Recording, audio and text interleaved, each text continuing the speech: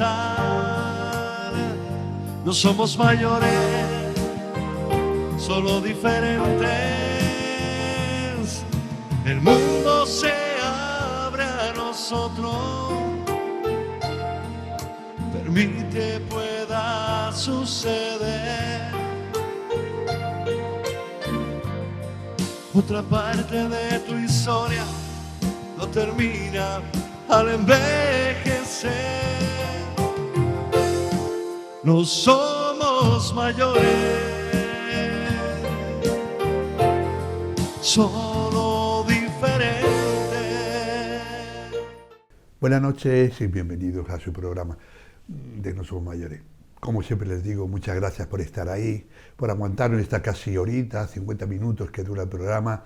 Bueno, nosotros vamos a intentar que pasen un ratito agradable y bueno, si aprenden algo, pues todavía mejor. Bueno, pues como siempre, presentarle al compañero que hace posible este programa, José Manuel Betancor. José Manuel, buenas noches, ¿qué tal? ¿Cómo ha ido la semana? Muy bien, cortita, de verdad que pasa el tiempo y eso es bueno también, porque eso quiere decir que estamos entretenidos, que estamos haciendo cositas, que lo que siempre nosotros desde aquí llamamos, para que el tiempo corra, pero que lo disfrutemos. Sí, porque además,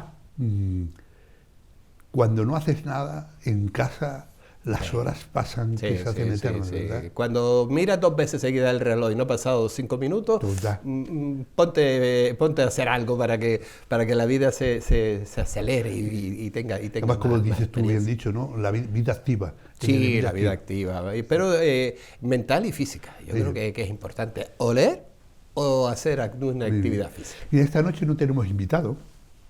Vamos a poner una entrevista de No Somos Mayores, que entrevista Ira Molina y Paco Javier, que creo que fue hace sobre unos 5 años aproximadamente, ¿no? A Manuel Rebollo López, que acaba de escribir un libro sobre el tomate en Canarias.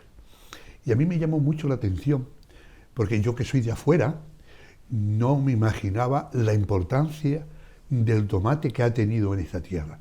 Y entonces nos hablaba de que gracias al tomate de Canarias, en la época del dictador Franco,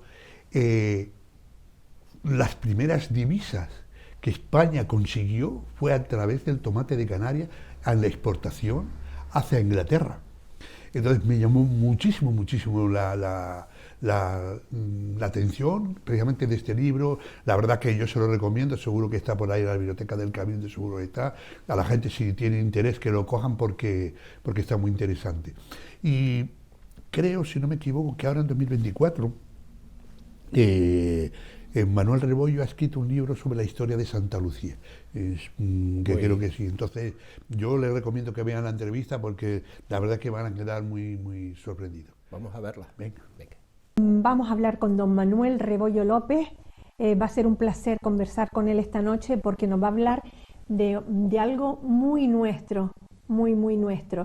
Aunque te dedicaste a la banca, ¿verdad, Manuel? Como profesional bancario durante muchísimos años, llegando a director de 25 años de banca, dan para mucho, pero tu verdadera vocación ha sido la historia y concretamente la historia en Canarias de un apartado que justamente nos identifica mucho, el tomate, la parcería, la exportación. ¿Cómo has combinado esas dos vocaciones, vamos a decir, profesionales? No, yo un poco separo lo que es profesional, que es realmente, de vocacional, y lo que es vocacional, ¿no? Lo profesional me fue bien porque era el trabajo. Antiguamente tampoco podías estudiar lo que querías porque aquí en Las Palmas no había universidad y solo podrías estudiar comercio, perito industrial o magisterio. A mí me dio por estudiar comercio y luego pues ya entré desde joven en el banco. Pero siempre tuve esa afición, porque estando en el banco yo me dedicaba a leer muchos libros de historia, cosa que heredé de mi padre. Y aparte de leer, pues digo, bueno, ya que tenemos la UNED, pues vamos a empezar a hacer la carrera de Geografía e Historia como hobby simple y llanamente, ¿no?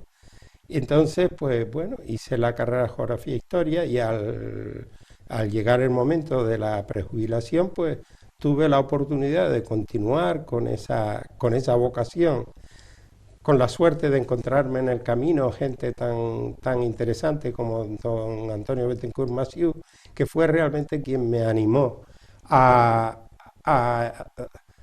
terminar no solo la carrera de Geografía e Historia, sino a hacer el doctorado después.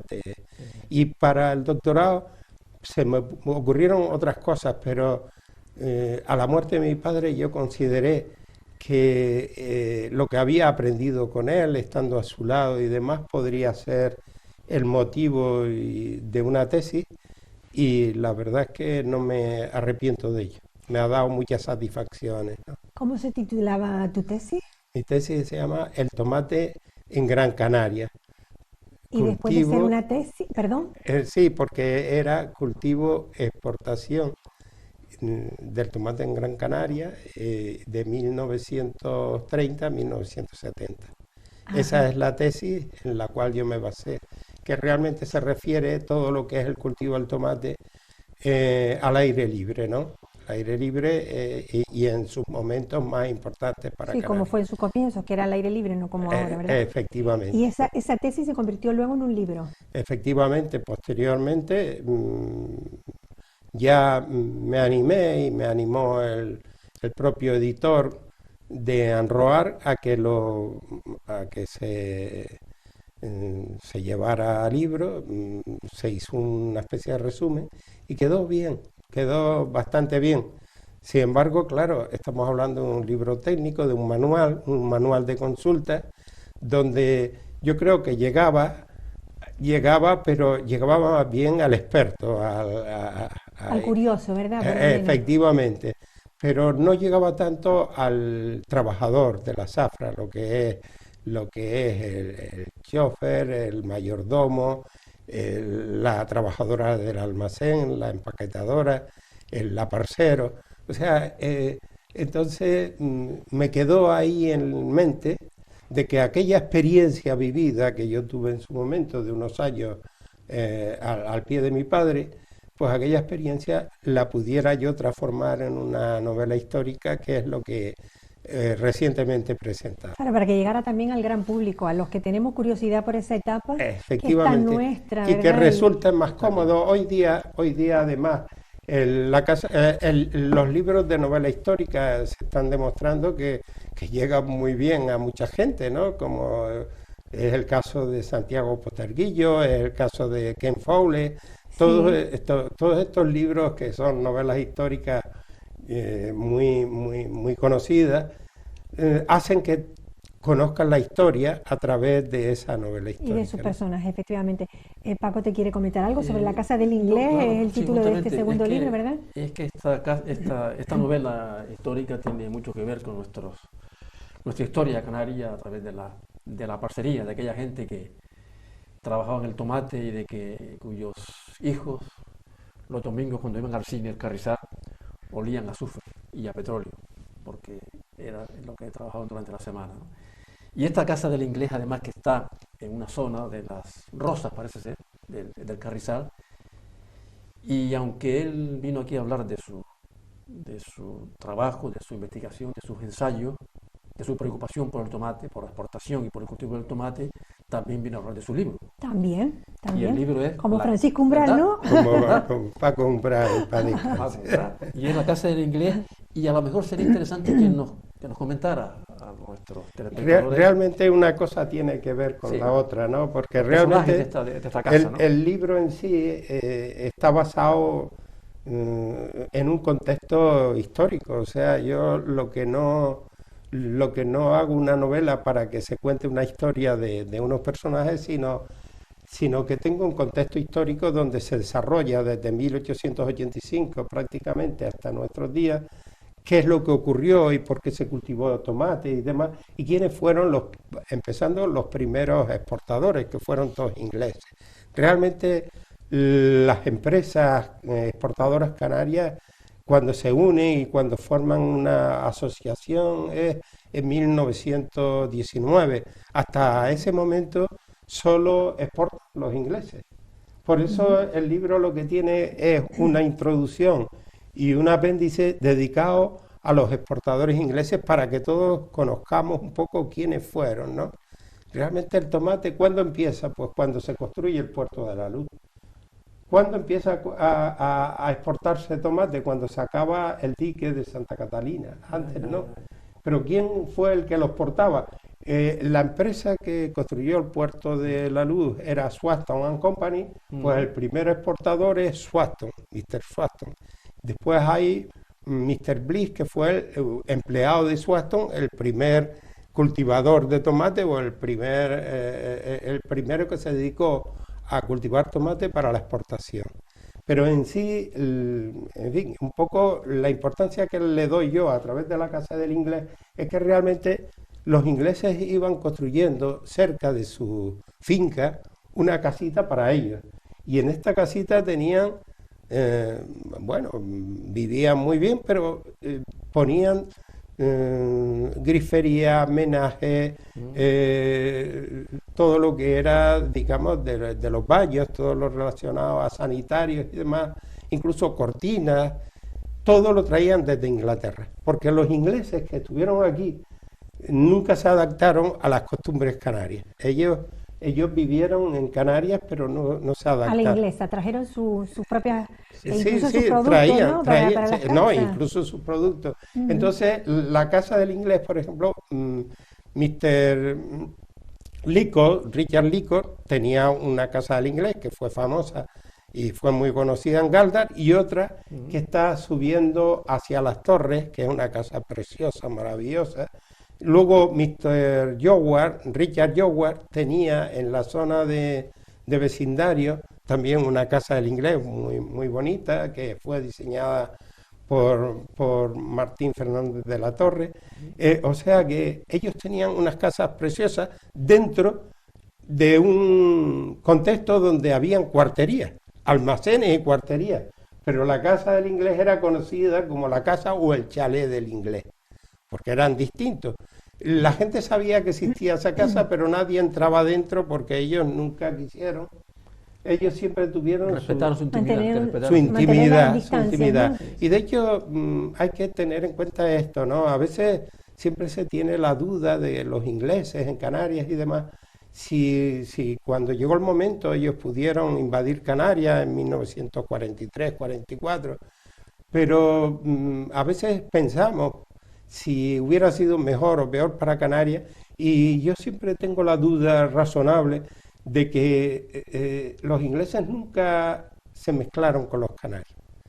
Hay que contar con que ellos tenían su vida alrededor de Ciudad Jardín o en Tafira. Ellos tenían su mundo aparte, ¿no? Y hasta la hora tenían su iglesia anglicana, tenían hasta su cementerio, era para ellos en particular, ¿no? Es verdad, el cementerio inglés. Cementerio inglés. Entonces, por eso digo el que... El hospital inglés. O sea, ellos tenían colegios inglés, colegios para los niños.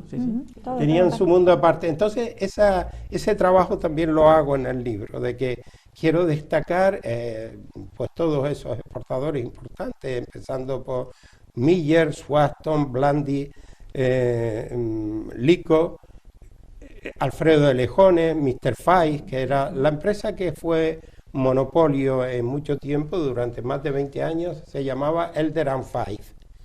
Y hasta 1927 tuvo una influencia tremenda y era muy difícil por parte de los exportadores canarios exportar, porque ellos eran dueños de los barcos, dueños del mercado consumidor. Tenían los coches que llevaban los tomates desde una flota de coches, por ejemplo, de Fais, que era muy famosa. O sea que ese mundo fue muy... Fue un monopolio inglés. Un monopolio tremendo. Por eso el trabajo un poco se basa en ese inglés que, bueno, vive ahí, cultiva y demás, como fue Mr. Pilcher, por ejemplo, durante mucho tiempo, Mr. Lico, pero en este caso se ve que eran buena gente, eran grandes empresarios, porque realmente los exportadores canarios aprendieron de los exportadores ingleses, además. Y luego el mundo, como aquí habla de historia y vida cotidiana, era eso, esa vida sencilla de esos trabajadores que trabajaban mucho, como decíamos antes, que trabajaban hasta las 3, 4 de la mañana empaquetando los En tomates. los surcos y luego en los almacenes Y empaquetando. luego los aparceros, que no solo trabajaba el marido y la mujer, sino los niños, Los chiquillos con 8, también. 9, 10 años, estaban allí quitando. Recogiendo tomates y y seleccionando quitando los hierba. tamaños y toda esta historia. Era un mundo muy trabajador, pero sobre todo, quizás de las cosas más duras de la zafra, del tomate, yo creo que era esa vivienda, esas cuarterías o esas chozas que donde vivían durante 7 u 8 meses. Sí, el tiempo de la zafra. No tenían agua, el agua era un Nada. bidón de gasoil que lo llenaban de agua y Con de ahí manguera, se iban sí. con una manguera cubriéndose. Y sobre todo también recordar el personaje de la mujer en la zafra. Porque la mujer... Lo pasó peor la mujer, ¿verdad? Que el Bueno, hombre. tenían su rol, ¿no? Porque realmente el hombre en aquella época era el trabajo duro y demás, pero es que la mujer trabajaba, hacía lo de la casa y por la tarde, después de cuando se trabajaba por la noche con horas extraordinarias, iba al almacén a trabajar como empaquetadora. Una vida muy, muy sacrificada. Muy dura. Y luego vivían, pues eso, 7 u 8 personas en un cuarto de 4. Claro, eran grandes, Las cuarterías. grandes casas Sí, una alargadas adosada a la otra. Sí. y con cuarterías, eran cuartos. Cuartos. Eran cuartos, realmente eran cuartos de 4x4, como mucho, ya 16 metros era un cuarto grande, pero allí en ese cuarto, el otro día en un club de lectura había una chica que había vivido, dice, llegamos a vivir en un cuarto 9 personas. Qué barbaridad. O sea que ese mundo parece que no existió aquí en Canarias, pero sí. Pero entonces, Manuel, no solo ha sido una documentación histórica lo que has hecho, sino has contactado con personas que trabajaron ahí directamente. Totalmente. ¿Los personajes algunos son reales No, o son todos ficticios? todo ficticio, aunque es verdad que están basados en los reales. En los reales. El que, por ejemplo, vivió en Las Rosas y estuvo en la zona donde estaba la casa del inglés y demás, sabe que esos personajes tienen que ver con la realidad. Hombre, yo me tengo que cubrir las espaldas porque a veces es muy dura esa vida del que trabajaba en el pozo y que se cae o que se suicida o lo que sea, Sí, pero pasaba. pero eso, Bajando los cacharrones. bajando los cacharrones. hacia el fondo. Sí. Pero realmente lo que sí es cierto es que eso es lo que atrae también, el que tú tengas un hilo conductor y que vayas viendo a ver qué va a pasar con ese inglés y con ese amor que tiene con esa empaquetadora y con Sí, esa... con los personajes y eso, claro, que te tú enamoran vas... de la historia, te hacen amar la historia que estás efectivamente, contando, ¿no? claro, porque tú vas teniendo un poco esa preocupación de que qué va a ocurrir después, ¿no? Yo sé que estás con más proyectos de libros y quiero que me los cuentes, pero también te quiero preguntar algo que tengo yo, como me gusta escribir, tengo curiosidad. ¿Qué es más difícil para ti, escribir un ensayo, como has escrito, o una novela? A mí me ha resultado más difícil la novela, porque realmente yo de ensayos había hecho bastante y había hecho bastantes ponencias, en libros, pues 3 libros más que están dedicados al tema de historia y ensayo, pero esta fue una cosa nueva, ¿no? Pero también te digo, me ha resultado muy grato. Siempre tenemos que ser humildes y siempre tienes que decir, bueno, todo es mejorable, ¿no? Y yo oí a Rafael ayer en una entrevista y decía que él es un crítico tremendo. Pues desgraciadamente, a más vas aprendiendo en lo que haces, más te vas dando cuenta de que más tienes que mejorar en cualquier cosa. Pero yo creo que el resultado es que alguien que conoce la zafra, como un historiador, como don Antonio Boní, te mande un correo y te dice, oye, es que me ha gustado. Dice, ¿y cómo te has documentado también para saber cómo se cultivaba el tomate y cómo...? Pues mira, es un poco la tesis, ¿no? Si tú no te documentas bien, no puedes hacer una tesis bien Correcta, hecha. Efectivamente. Entonces, hoy por hoy, y después, pues ese club de lectura que les hablaba yo el otro día, que había una empaquetadora que estaba llorando por el tema de la cuartería, porque ella leer algo sobre la cuartería y sentirse reflejada en ello, pues para ella era muy doloroso, ¿no? Claro. Pero para mí particularmente me ha resultado muy, muy grato. Estas son cosas que hace por amor al arte, ¿no? Yo a estas alturas simplemente lo hago porque disfruto mucho, porque ya digo, este tema me ha resultado muy grato, y ya hablábamos el otro día de personajes que te encuentras como Pepín Pulido, que es amigo tuyo también, y cómo este hombre dedicó media vida a enterarse y a saber lo que era La parcería. la parcería y las empequetadoras, y les hacía entrevistas y demás.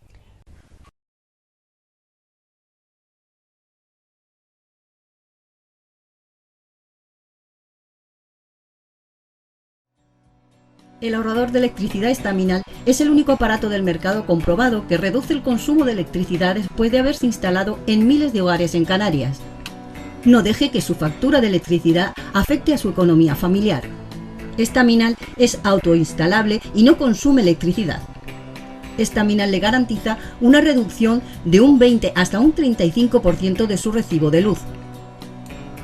Diga basta al excesivo consumo de electricidad y llámenos ya al 928-481-249. Recuerde, puede ahorrar hasta un 35% de su factura de electricidad. Estaminal, la seguridad del ahorro.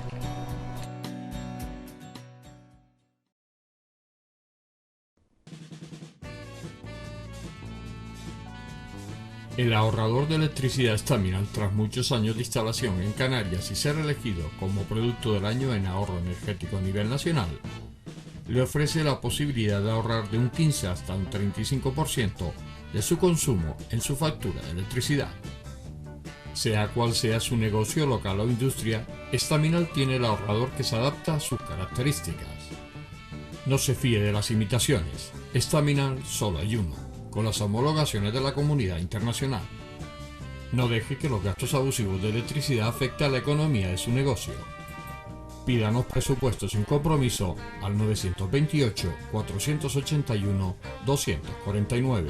Ahorrador industrial de energía Estaminal, la solución a su excesivo consumo energético. Recuerde, ahorre de un 15 a un 35% de su factura de electricidad.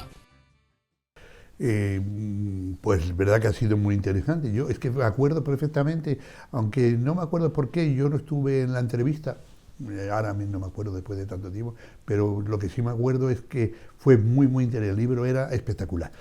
Y ahora nos vamos a la agenda cultural en el recuerdo, va a haber una colectiva de pintura por allá, creo que fue en marzo del 2005. En un sitio que se llamaba Salón de Té Te Quiero, que creo que ahora ya no existe y tal, pero Sí. bienvenido era que se podían hacer esas exposiciones. Era, según hemos visto, era una sesión colectiva, era una sesión de pintura colectiva. Vamos a verlo entonces. Vamos a verlo. Venga.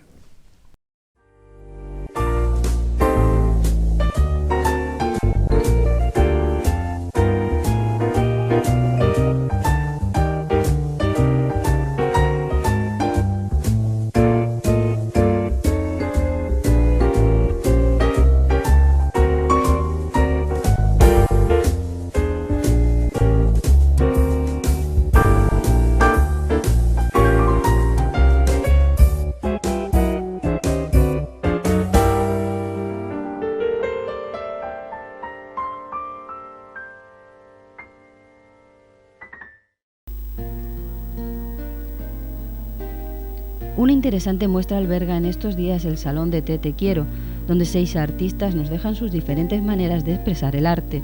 Con sus variadas técnicas y motivos nos dejan un grato sabor artístico. Gabriel Rodó Sellés, de nacionalidad española, es un artista polifacético, ya que no solo pinta, sino que es violonchelista, escultor y grabador, con más de 40 exposiciones a sus espaldas, entre Finlandia, Hungría y Gran Canaria. Andrea Beth Simón, de nacionalidad argentina, es licenciada en Bellas Artes, tocando, como se puede ver en esta exposición, de manera magistral la técnica mixta, así como el óleo y la acuarela, sin dejar de lado la delicada técnica del grabado.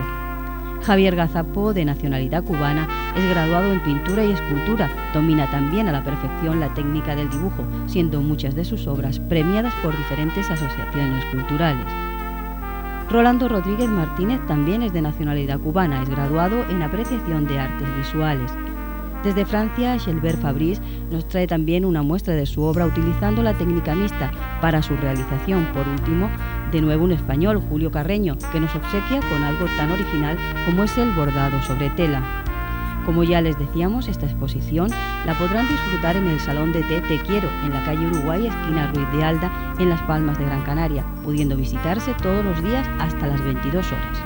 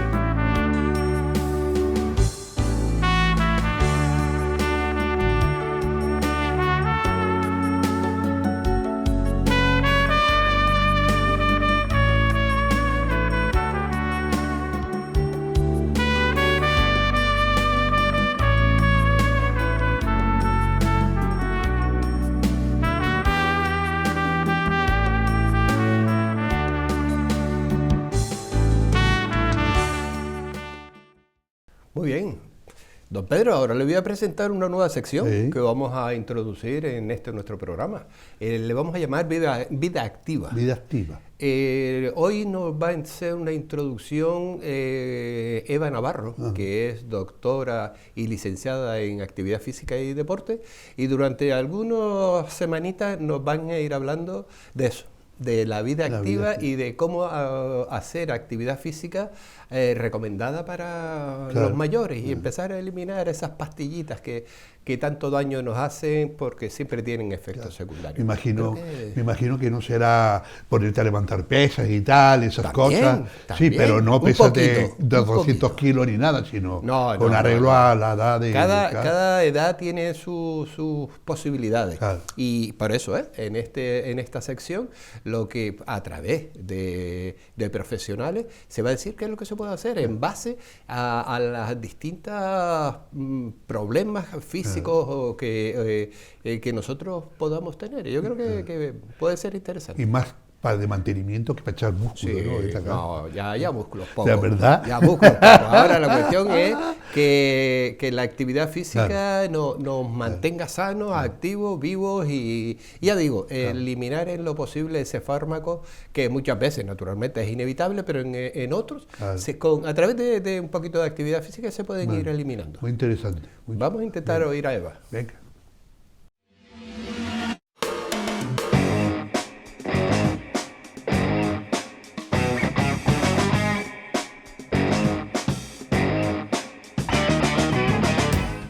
Buenas noches. Es un placer presentarles la nueva sección del programa Vida Activa. A lo largo de las próximas semanas podremos ver de la mano de profesionales titulados y cualificados, cuáles son los beneficios del ejercicio físico y cómo este, pautado y dosificado por profesionales, tendrá los beneficios para la ciudadanía. Podrán encontrarnos en diferentes parques donde podrán ver que ejercicios aeróbicos, ejercicios de fuerza, ejercicio multicomponente para poder obtener estos beneficios en los diferentes parques, no solo de la ciudad capitalina, Las Palmas de Gran Canaria, sino en todos los municipios de nuestra isla Gran Canaria. Os esperamos la próxima semana.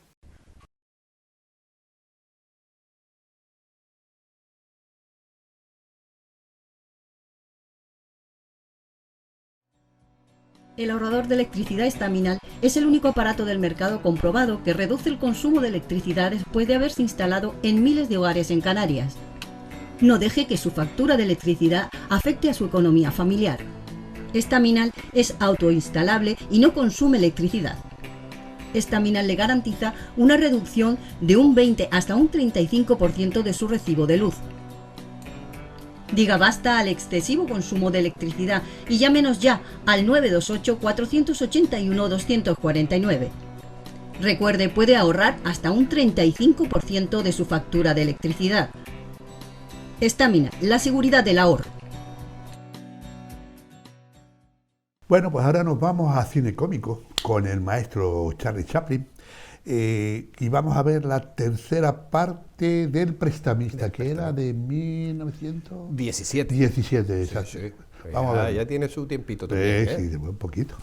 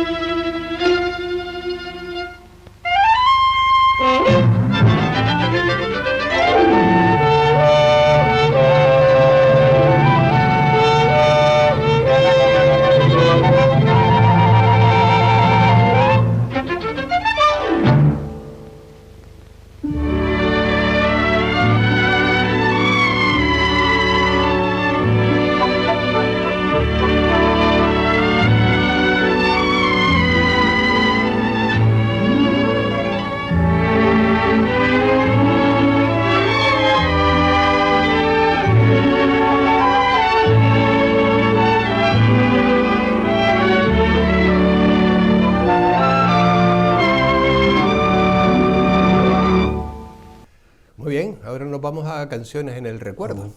Con los Pop Tops, allá por el año 71, una canción que a muchos nos va a traer recuerdos. Ahí era la canción Mami Blue. Hasta somos capaces de tararearla, pero vamos a dejarla por ahora. Eso fue un pelotazo. Un pelotazo, se escuchaba en todos lados. 1971, por ahí. Eso fue un pelotazo, de los grandes.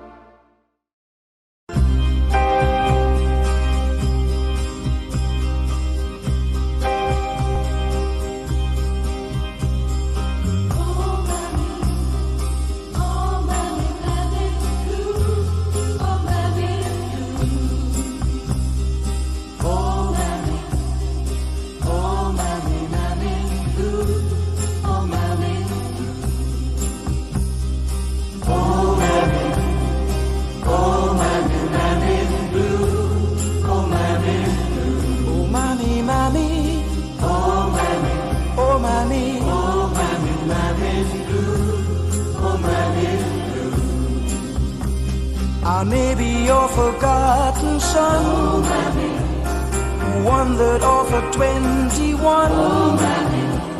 It's sad to find myself at home, and you're not around. If I could only hold your hand and say I'm sorry, yes I am. I'm sure you really understand. Oh my, where are you now? Oh mammy, mammy blue. Oh mammy blue. Oh mammy, oh mammy, oh mammy, mammy blue. Oh mammy blue. Oh mammy, mammy, mammy. Oh mammy, oh mammy, oh mammy, mammy blue. Oh mammy blue. I need you, mammy, mammy. Oh mammy, oh mammy, oh mammy, mammy blue. Oh mammy blue. The house we shared upon the hill seems lifeless but is standing still, and memories of my childhood fill my mind. Oh mammy, mammy, mammy, I've been through all the walks of life, seen tired days and lonely nights, and now without you by my side, I'm lost. How will I survive? Oh mammy, mammy blue. Oh mammy blue. Oh mammy, mammy. Oh mammy, oh mammy, oh mammy, mammy blue. Oh mammy blue. Oh mammy, mammy. Oh mammy, oh mammy, oh mammy, mammy blue. Oh mammy blue. Oh mammy, mammy, mammy. Oh mammy, oh mammy, oh mammy, mammy blue. Oh mammy blue. I need you, mammy, mammy. Oh mammy, oh mammy, oh mammy, mammy. You never miss the one that will right. Oh mammy, oh mammy, oh mammy. I guess I'll always be a grown-up child. Oh mammy, oh mammy, oh mammy. I need your shoulder to make my every cry. Oh mammy, oh mammy, oh mammy. I need your warm embrace and your good smile. Oh mammy, oh mammy, oh mammy. If only you could see, oh if I must cry. Bueno, pues ahora nos vamos a Notas del Director. Viva nuestro señor Viva el director. director. Eso es. De José Luis López de Iniesta, que hoy nos va a hablar de vida activa. Entonces, bueno, un arreglo un poquito a lo que antes presentaste tú del programa, eso Sí. es lo que pretendemos, es que la gente se mueva, que haga cosas y todo eso. potenciar. Entonces, ¿qué te parece? Vamos a verlo y a escucharlo. Vamos a ver qué nos dice el director.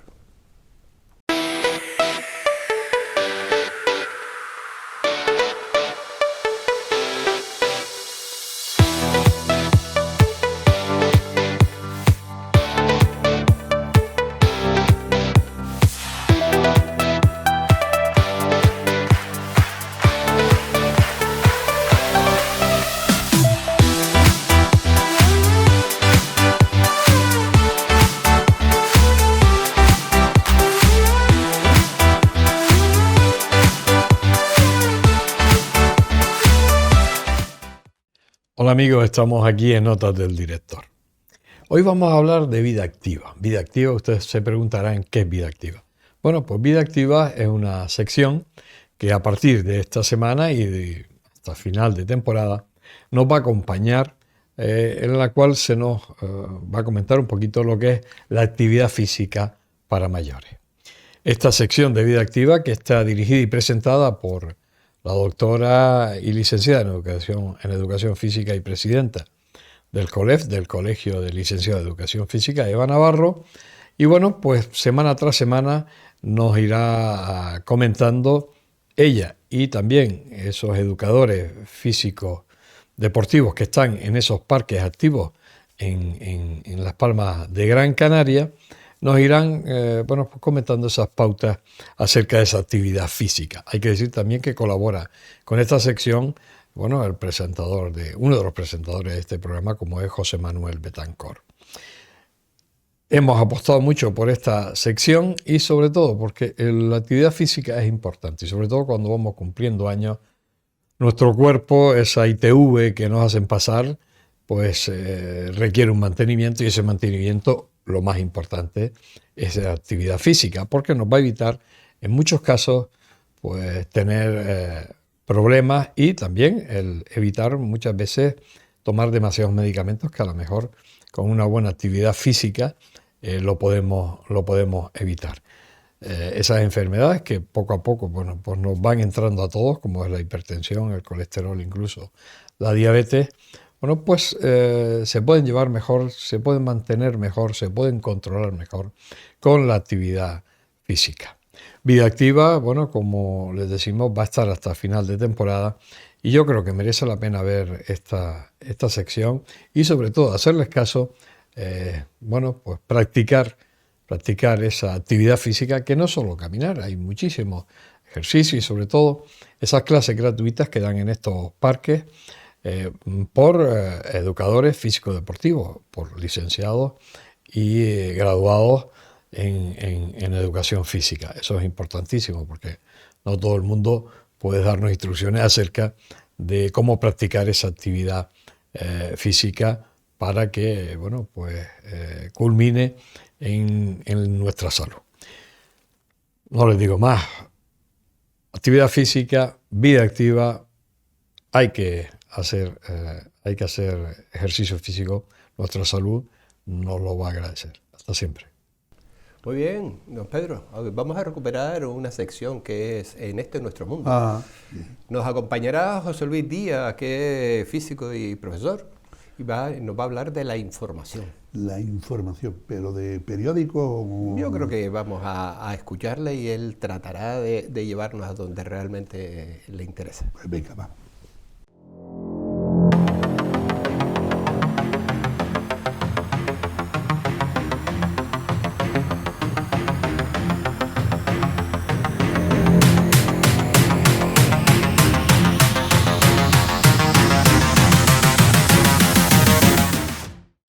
Buenas noches. Iniciamos una nueva etapa en la que le comentaremos algunos asuntos que creemos de su interés y haremos una pequeña reflexión sobre los mismos, que muchas veces no nos damos cuenta, dado lo agitado de nuestra vida, pasamos por encima y no nos paramos a reflexionar un poco. Hoy vamos a tratar el tema de la información que nos llega constantemente por todos los lados. La información es un asunto muy importante. Queremos estar informados de todo lo que ocurre en nuestro alrededor, de todas aquellas cosas que nos afectan, incluso de las cosas que afectan a los demás, unas veces por diversión y otras por curiosidad. Pero el problema que tenemos es que la cantidad de información que nos fluye debido a las nuevas tecnologías es enorme, y entonces recibimos tal cantidad de información que nos va adormeciendo y no nos damos cuenta de distinguir una cosa y la otra. Escuchamos como si fuera un ruido general, una información general, todo mezclado, y no nos paramos a reflexionar sobre determinados detalles. Por otro lado, muchas veces esta información que nos llega, incluso por el móvil, todas las mañanas ves las noticias que te llegan, los comentarios, pues tienen un componente de ingeniería social. ¿Y qué es eso? Bueno, a través de los mensajes que se envían y de su repetición constante, se genera una opinión determinada en la ciudadanía, aunque no sea cierto lo que se está diciendo. Hay mucha desinformación. La desinformación es una información falsa, pero con una intencionalidad. Se pretende que vayamos a hacer una cosa, se pretende que no tengamos en cuenta otra, que le demos más importancia a un asunto que a otro, en todos los ámbitos. En el ámbito científico, en el ámbito político muchísimo más. Aparecen los bulos, todo el mundo sabe lo de los bulos, pero muchas veces no nos damos cuenta de los bulos. Hay muchos más bulos de los que se anotan, se dicen. Incluso hay páginas de internet que se dedican a buscar y determinar qué es lo que es un bulo o lo que no es un bulo. Claro, habría que tener en cuenta y reflexionar también si a lo mejor cuando se dice que es un bulo, a lo mejor no es cierto. O sea, tiene también una intencionalidad. Por otro lado, también observamos que la mayor parte de la información que recibimos habla de muchísimas desgracias, de accidentes, de algo negativo. Positivos hay pocas.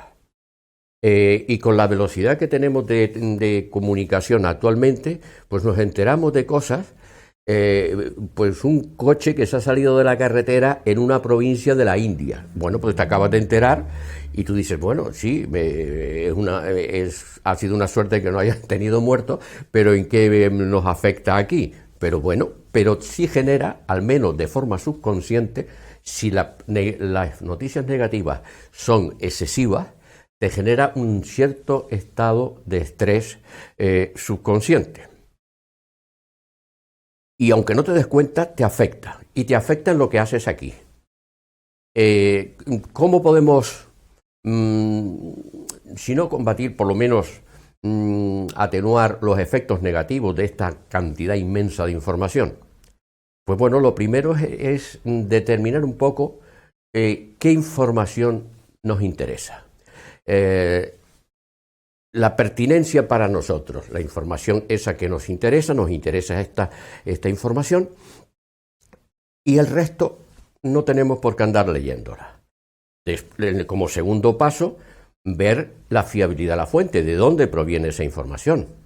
La fiabilidad de la fuente, si siempre quien lo dice ha tenido históricamente razón, ha acertado en muchísimas ocasiones, pues lo podemos creer más con tranquilidad. Y si no, pues seguramente es falsa. Y luego el otro criterio sería si esa información me llega por varias fuentes que sean independientes, porque muchas veces son la misma fuente repetida por distintos actores. Son fuentes independientes, me llega la información viene de fuentes fiables y además es de la que me interesa. Por eso yo les recomiendo que prueben, ensayen a reflexionar sobre esto que hemos hablado y filtren la información, porque así les será muchísimo más útil. Si no, nos perderemos en ese ruido mediático que hay que no nos lleva a ninguna parte. Espero que esta información o estas reflexiones mías les sean de su agrado y utilidad, y nos veremos en el próximo programa. Buenas noches. Bueno, ahora nos vamos a Tu Salud Nos Importa con nuestro enfermero de cabecera, Santiago Romero Ramírez, que nos va a hablar de las hemorragias. Es un poquito genera consejo y tal. Como siempre, interesante.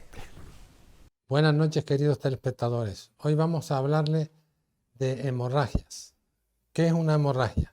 Es la salida de sangre de los vasos sanguíneos que puede salir al exterior del organismo o quedarse dentro del cuerpo. Según su origen, las hemorragias pueden ser, de hecho, internas, externas y exteriorizadas. Las internas, poco podemos hacer por ellas porque no las visualizamos, y es más, incluso en un hospital hay que hacer una serie de pruebas para llegar a la conclusión de que el paciente pueda tener una hemorragia interna. La hemorragia externa es la salida de la sangre de los vasos y hacia afuera del organismo, fuera del cuerpo. Entonces sí que las vemos claramente porque sale la sangre. Y luego las hemorragias exteriorizadas, que es la salida de la sangre por los orificios nasales, por la boca, por el ano, por la nariz. Y ahora en el tema de la nariz voy a aclarar un error muy frecuente, que incluso lo veo en profesionales. Cuando una persona tiene una epístasis, que se llama la hemorragia por la nariz, no debemos ponerle la cabeza hacia atrás, nunca, sino dejarlo así en posición recta o incluso agachar la cabeza, pero nunca hacia atrás, porque podemos provocar una broncoaspiración y la muerte por asfixia. Entonces, según el vaso que sangre, la hemorragia puede ser capilar, que es la típica hemorragia que nos hacemos al afeitarnos, esa no tiene importancia. Y hemorragia venosa, el sangrado procede de la vena y la sangre es oscura y sale continuamente. Y luego las hemorragias arteriales, que la sangre es de color rojo intenso y sale a borbotones. Estas son las más peligrosas precisamente por eso, porque se pierde sangre con mucha facilidad, con mucha rapidez, por salir a borbotones. Estas hemorragias, si son de una arteria muy importante como la femoral o cualquier otra arteria importante, hay que acudir con urgencia a un centro médico, porque si no el paciente nos puede morir por un shock hipovolémico, por pérdida de sangre. Entonces, ¿qué podemos hacer ante una hemorragia? ¿Cómo actuar? Hacemos la compresión directa, es decir, comprimimos en la zona que sangre con una gasa, un paño limpio, lo que tengamos a mano, comprimimos en la herida. En segundo lugar, si esto no cede de sangrar, elevamos el miembro y manteniendo la compresión, elevamos el miembro. Y si aún así tampoco deja de sangrar, hacemos un torniquete, que puede ser un mismo cinto por encima de la herida, y lo apretamos y lo mantenemos sin abrir hasta llegar al hospital. Porque si estamos quitando y poniendo, lo único que logramos es que la sangre no deje de salir nunca. Y después, la compresión directa podemos mantenerla también hasta llegar al hospital, porque es la forma de asegurarnos de que si hay algún vaso más sangrando, pues no salga sangre. Y repito lo de la nariz, porque esto es un error muy frecuente. La cabeza nunca hacia atrás, sino en posición normal o hacia abajo. Bueno, y es todo, queridos telespectadores. Hasta la próxima semana.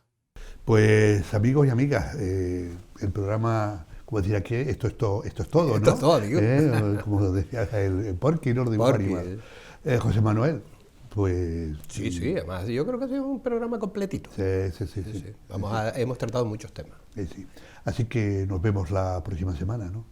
A disfrutarla. Y naturalmente, como siempre decimos, activémonos. Exactamente, como a ti te gusta decir. Como siempre, física y mentalmente. Exactamente, hay que estar activo, hay que estar activo. Sí. Y a todos ustedes, lo que cada semana les digo, muchas gracias por haber estado ahí. A las personas que nos ven en Chile, Argentina, en Perú, muchísimas gracias. De vez en cuando recibimos un correo que nos dicen que nos ven. Eso, bueno, la verdad es que nos gusta, ¿vale? Porque que te digan que te ven gente que está a muchísimos kilómetros de distancia, pues bueno, eso te gusta. Y a los que nos ven aquí en las islas, pues lo que siempre les digo, muchas gracias por aguantarnos, gracias por estar ahí. El programa lo hacemos para que ustedes disfruten y ya saben que les esperamos la próxima semana, porque saben que pasamos lista, ¿eh? Hasta siempre. Otra parte de tu historia no termina al envejecer. No somos mayores. Somos